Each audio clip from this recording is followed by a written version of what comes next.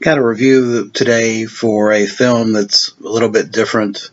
Uh, Rainer Fassbinder's World on a Wire.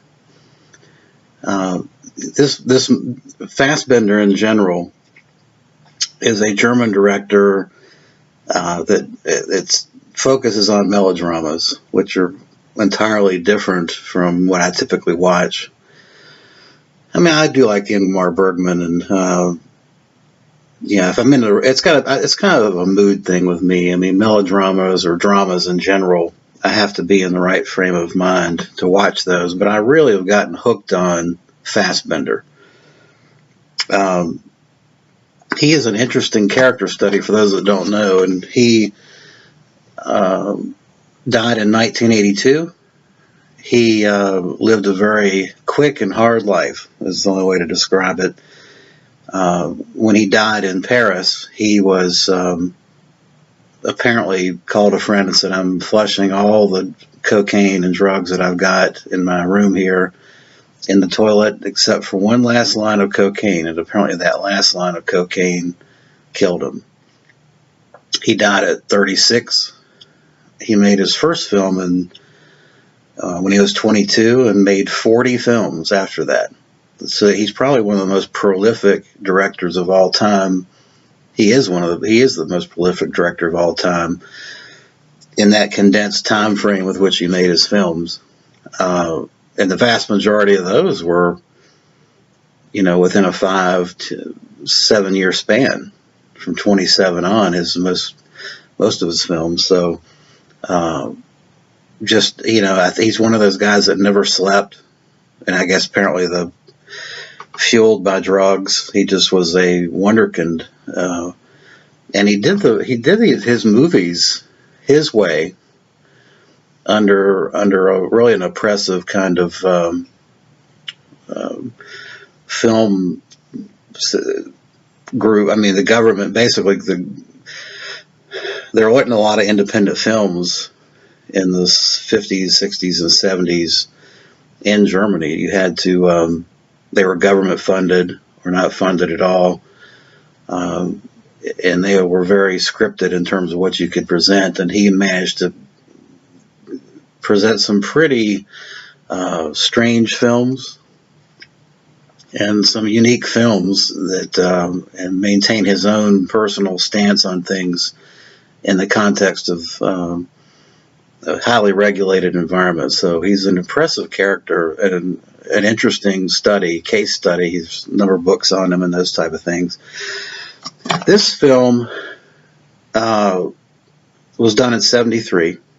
It's his only science fiction film, and it was recently discovered in 2010, and then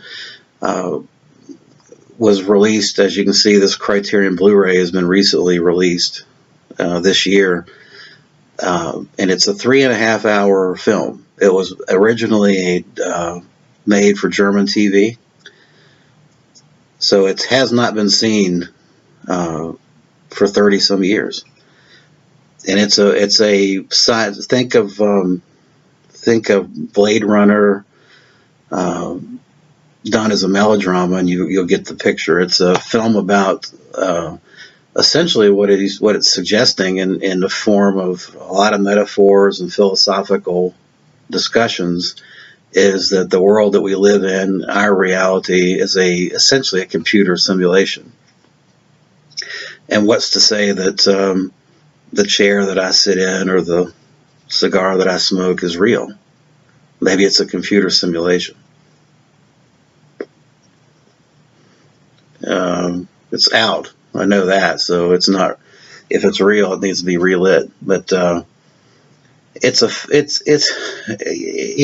hard to describe his style. It's the opposite. It's the polar opposite of movies you see today. And I think most people that watch this film would say, well, this is boring or slow, or you really got to focus. And it's not an action movie. It's more about what isn't said, and it's about the film style and the setups, the characters, the way they're filmed, the way it's a lot of discussion type things, but it's got some insights into his personality and his view of the world, and it is interesting. You just have to be in the right frame of mind to focus on it. This film has this Blu-ray for Criterion has the typical Criterion release. It's got a booklet, very good booklet on the movie. There's a lot of the film has a lot of positioning, a lot of use of mirrors, reflections of the character, reflections of people spying on characters. A lot of subplots in terms of politics and big business and lobbying. You know, the center of the film is that a company has created this computer, and the computer simulates life. And this computer can forecast events 20 years in the future, and the people in control of it are using it in the typical human fashion to get a leg up. For example, a German steel company wants to get an advantage in the marketplace by getting this data from the computer that will tell what demand is for steel 20 years from now. So that's a subplot. But the real focus of the film is, am I real or am I not real? You know, am I a computer simulation, and what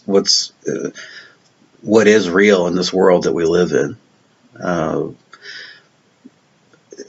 Fassbinder, this was probably the first film of any film that has a happy ending. Almost all of Fassbinder's films have a Shakespearean, everybody dies a horrible death, or just has a series of unfortunate circumstances that ends the film. So they all are downers. I mean, it's a nihilistic view of things that, again, you got to be in the right frame of mind to really get into it. It's for some reason I've latched onto it and I really enjoy them.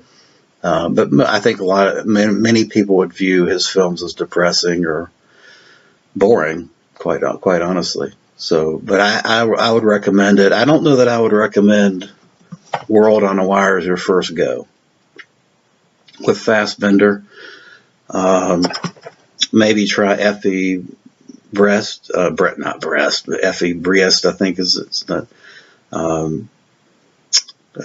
Merchant. The Merchant is a good film. I've got pretty much his whole collection of films he's done, and they're all fascinating character studies. But they're probably not for the uninitiated or for those people that are like a lot of action. I